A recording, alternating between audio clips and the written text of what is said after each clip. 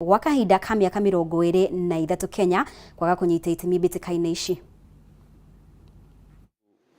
To match their standards, so that we can also be able to play in the top rugby as the other teams. Challenging to us with some ups and downs.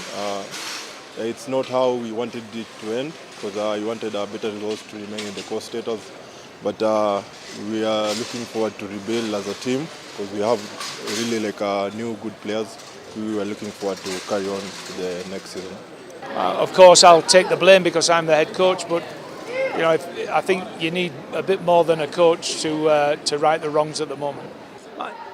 It's incredibly tough, and even if we'd have survived, I wonder if we would have.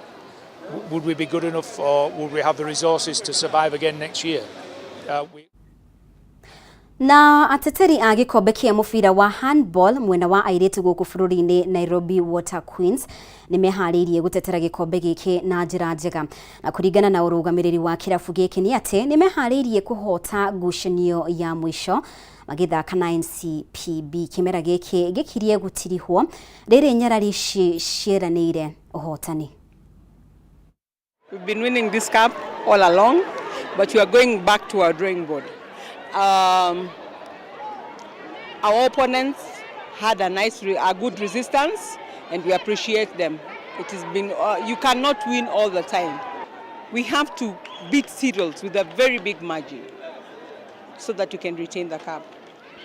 Yeah, and we are going to make it. We are going to retain the cup. I'm very sure that we're going to retain the cup. My girls are they've got experience, and I've told them we're going back to the drawing board. Nothing is still unturned. We're going back with a big bang. Yeah. Na riu kirabu kia Manchester City thutha wa kwamukira gikombe kia ligi nene ya Ngeretha muthenya wa Kiumia riu matigaritie ngucanio igiri tu matirihe kimera, na thutha wa kuhuruka muthenya wa ira